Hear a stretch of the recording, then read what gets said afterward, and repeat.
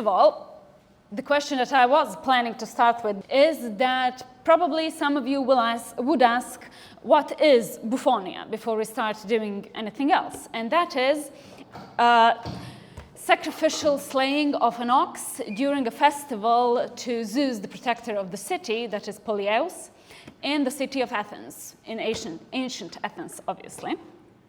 And this custom was attested in several sources. However, few of those sources write about it in a very similar manner, and you will see them in the beginning of your handout, and they're not translated because we will not be doing anything except just mentioning them. And in these, let's say, you can see that there is Pausanias, the first book, because it's on Etica, so it's 24 and 28. Here it is. Then we can see that we have Aelian in various histories, 8.3. We have Androtio, the fragmentary historian, who is also the source for the Suda reference for this lemma. And we have two mentions in Porphyry's On Abstinence of Killing Animals, that is both in the second book, 10 and 29 to 30.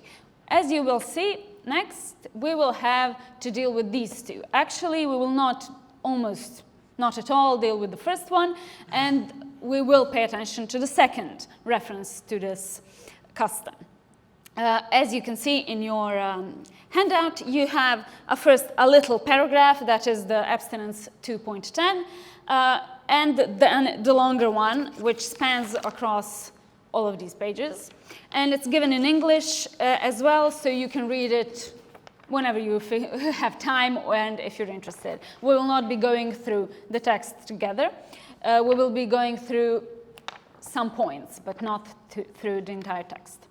So I will first, before I start with this large chunk of text, I will just mention a general consensus on what is Bouphonia, what it represents, etc. I think most or every academic article that I've read about it agrees, and it is quite obvious, that it is an aetiology of animal sacrifice of a type. And in this case, it is an aetiology of animal sacrifice, that is of ox sacrifice. And that it is also a story, and these two go together quite often, about shifting the guilt towards the animal that is being slayed, or elimination of guilt whatsoever in some other way, in another type of similar mechanism, which I will just show you right now. So in this case, we have a story of an ox being slayed for a ritual transgression. He trampled and he ate a sacred meal that was meant for Zeus.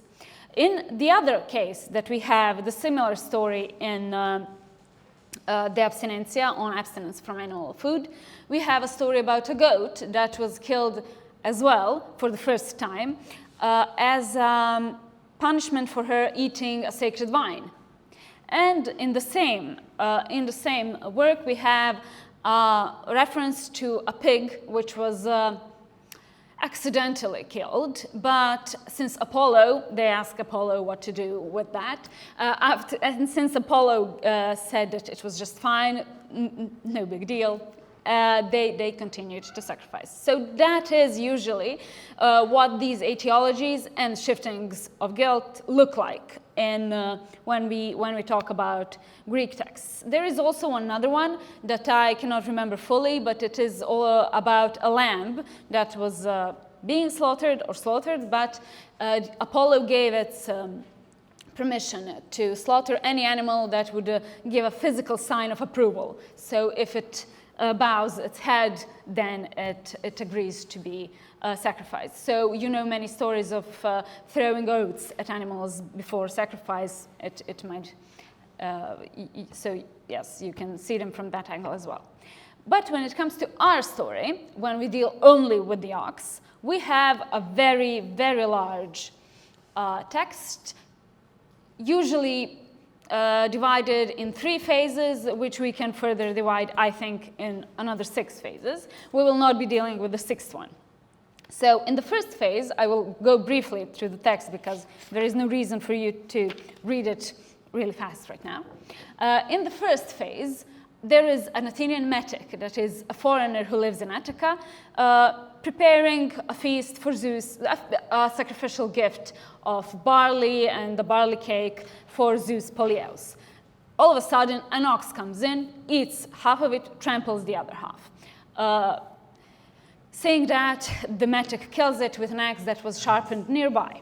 Seeing what he had done in the second part, he flees the country, hides away in the Isle of Crete. However, the country sees the consequences. Attica starts suffering from drought, hunger, death, and all other wonderful things. They decide to catch him and expiate the crime.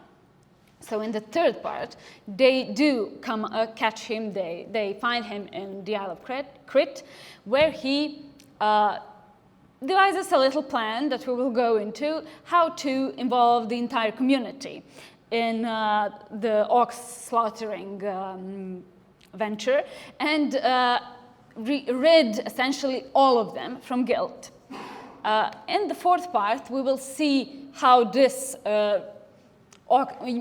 common communal ox slaughtering goes. In the fifth, we will see what it looks like when they punish him. That is, when they answer the question, who really did it? Who was the murderer? And in the sixth part of this text, that is the end, where it says, you can see on the margin, aetiology of trials including inanimate objects, with double N for a reason. I know it's with one N. That is like the aftermath, the explanation of what happened later, how how they constituted the festival, etc.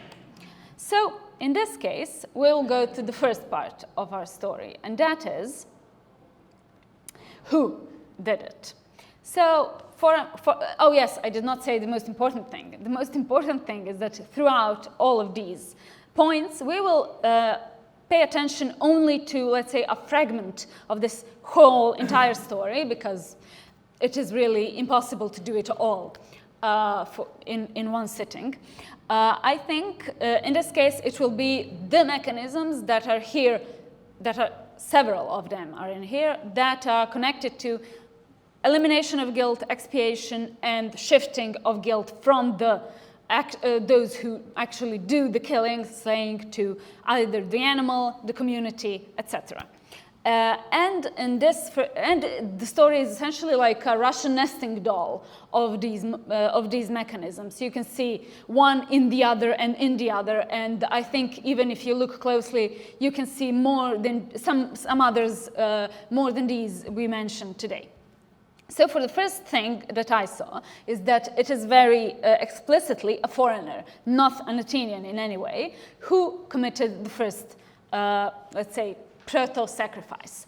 And he is sometimes referred to as a cultural hero, which he really might be seen as, because he does invent the entire, well, as the story goes, the entire holiday, the entire festival. And he also has some trickster-like features which can go, doesn't have to, but can go with the cultural hero types. So I think that's one way of, let's say, direction you can explore this in. And then, on the other hand, we have an ox who committed a ritual transgression by eating the sacrificial meal and did not, so in this way, polluted what was supposed to be brought to Zeus. But in both of these cases, none of the crimes were committed by Athenians. So I believe that is like step one. Step one and step two, because we have a foreigner and we have an ox, but we do not have an Athenian. So in the other part of this story, we have the hero's flight to the Isle of Crete and his pursuit. The Athenians send a messenger to the Oracle of Delphi. They tell them that the one who is in exile will be able to solve the problem. Not how, but that the one who is in exile will be able to solve the problem. We do not see that he should be punished or should be murdered or anything else. We just see that he could solve the problem and that the murderer should be punished. Those two are different. So as you know, when it comes to oracular responses, a lot of it is left for your own, let's say, interpretation. So you can think that those two are one and the same, but you will see Sopater, that is our hero, being the one who is in exile, did not really want to be killed. So in a comparative, let's say, if you put some, in a comparative, from a comparative point of view, when it comes to this phase of the story, we have often these three references that many authors appeal to. That is Aelian's De Natura Animalium, on the nature of animals, who says that on Tenedos, the Greek island, there is a custom of flight and pursuit, where it is also connected to a bull sacrifice, a bull and an ox. It's actually a cow sacrificing custom, where the one who sacrifices is then pursued towards the sea by the community, who shout at him, throw rocks at him, etc., and then that he comes back. So it's a kind of a expiatory ritual. We also have in Plutarch's Questiones Graecae, the Greek questions, a short reference to a similar custom in Orchomenos, connected to, I think, the festival of Dionysus, about fuge kai dioxis, or flight and pursuit. And Diodor of Sicily gives us a brief, let's say, mention of similar custom in Egypt, where that is connected to embalming the dead, the deceased, that the person who is responsible for the first cut has to go through completely the same thing as the one in Tenedos. So some stone rock throwing, shouting, etc., and then that he comes back and the whole ceremony continues. I mean, okay, that's fine. I'll not say anything else. So in this way, this is commonly, let's say, connected to these customs, to these descriptions. The third part is where they catch Sopater and they ask him to help them, to release them from their troubles. And he decides to turn to a little bit of blackmail. He says, I will do anything you ask. I will help you with your oracle if you give me Athenian citizenship, which is, I think, a little bit, we have this that I mentioned earlier, his trickster-like features, where he's very ambiguous and ambivalent. He's nor good nor bad, and he attempts to fool everyone for his own merit. And we have this glimpse of political realia seeping into this kind of story. But what does he do? He decides to interpret their oracular response in a way that would actually involve the whole city, the whole community, and, let's say, fragmentate and distribute the role in the sacrifice. So each one of them will have a tiny fragment of guilt, but will also be, well, this can be disputed, but let's say, equally equally, let's say, on an equal distance from the deed. Then after that, he says that he interprets further, they have to recreate the ritual transgression, revive the animal, and live happily ever after. So but what I really want to say is the ritual. This is, for me, the point of the most important point and the most important part of this entire story. However, it is now the moment where we need to involve the entire community in this ritual. How did they do that? They gave out essentially 5 different roles to 5 groups of participants. The first group of participants were the girls who carried the water for sharpening the axe and the knife, the instruments of killing. The men who did the sharpening gave the axe to the middleman, who handed over the axe to the person who was supposed to strike the ox with the axe. And then the person who was supposed to strike with the axe struck, and the other one struck the final blow. So that is what the ritual looks like. After that, they flayed the victim, stuffed it, propped it up, and ate the meat. So that is the ritual revival, but I'm sorry, we just need to go back to this and not to this other interesting element. After that, the oracle said, you have to punish the murderer, but now we have a huge amount of people involved in the murder. So they organized the trial to punish the murderer, obviously. And the trial went almost the same way with some little, let's say, differences that we can talk about later if you want to ask, but if you do not, it's fine. We again have 5 people. So the water carriers, the first one, said it was not us. It was the men who did the sharpening. They are much more at fault. The men who did the sharpening said, oh, well, it was not us. We only did the sharpening. It was the man who carried the axe. The man who carried over the axe said, well, I'm just a middleman, so, I did not do anything. Then the man who cut the throat said, I really did not do anything. It was a knife. So this part of the story is also seen as the aetiology of the judging of inanimate objects in Athens, which is a very, very, let's say, prominent and famous thing in Athenian, let's say, justice system. So they convicted the knife and threw him into the sea. And in this way, they managed to fulfill the prophecy of Delphic oracle and continue on with their lives. However, I want to just have a little bit of a talk here because this is, for me, the point of today's talk.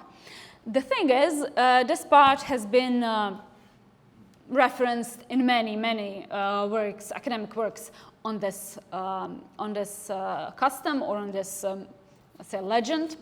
And it was sometimes referred to as the comedy of innocence, and you can do it as well because it is funny and it is, let's say, a comedic, it has a comedic flair, gives it a little bit of an unexpected element. However, I would like to say that it's often glossed over and it's not really mentioned often that it is just a chain story.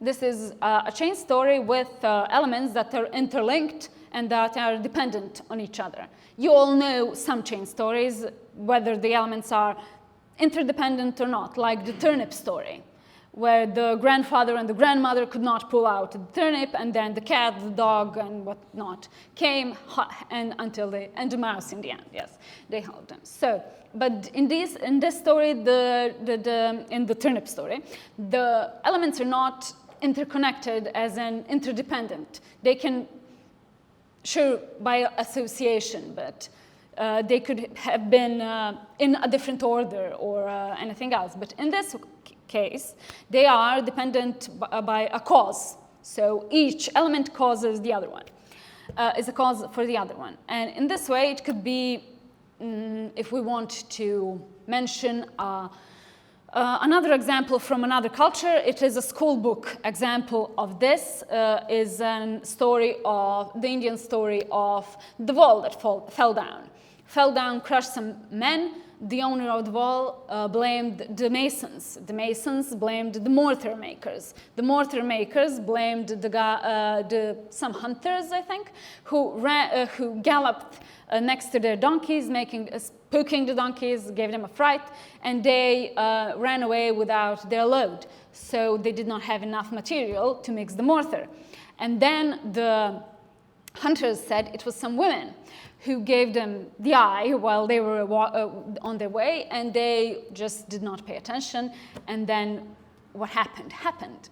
And since the women couldn't have been traced, then it was the law for the whole country that all the women should wear veils on their faces. So in this way, you can see that it is not only the same type of chain story, it is also an aetiology.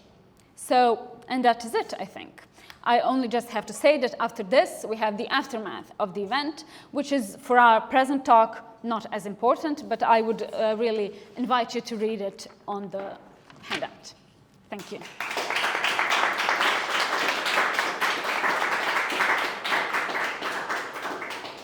I would like you to tell us more about the context in which this story is situated in Porphyry.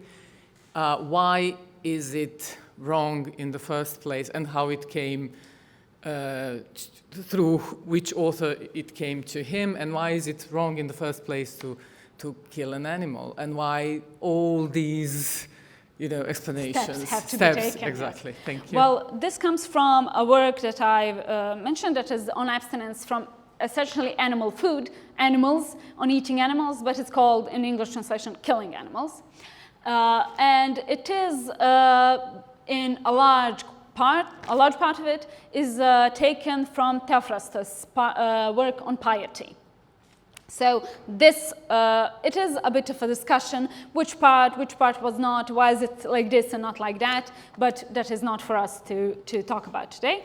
So in this second book of On the Abstinence, and actually in the entire book On the Abstinence, the author, Porphyry of Tyre, gives us multiple reasons for not eating animals. That is, he usually counters the meat lovers and their arguments, like the animals do not have logos, and he says, oh, that's not true, I had a parrot who spoke very well. That's just a banal example, but he gives many more. And then he gives this entire second book as a history of the development of sacrifices. So in this case, he gives us a plethora of examples of the first animal sacrifice and how it was not meant to happen, and why it continued to happen. But it is taken from Theophrastos. It is a question in which order it was featured in the first place in the original work. In this work, it is as a counter-example on how it should be. And in reality, it is a very common notion in various cultures to either apologize to what is being picked as a plant or killed, to, I don't know, have it give its permission, etc., or to euphemize the act of killing. So I think this is just the same, let's say, phenomenon in Greek culture. And of course, this chain story is what it is. Yeah, I think that's not a very confusing part. I think that's very clear. It's just. Yes, thank you. But also in the background is probably a belief that there's an era. There was an era in the history of. Yes, when it did not do any of that. Yes. Where animals and humans were. And the ox who ate the offering, like cut it in half, put a stop to it. Yes. Thank you.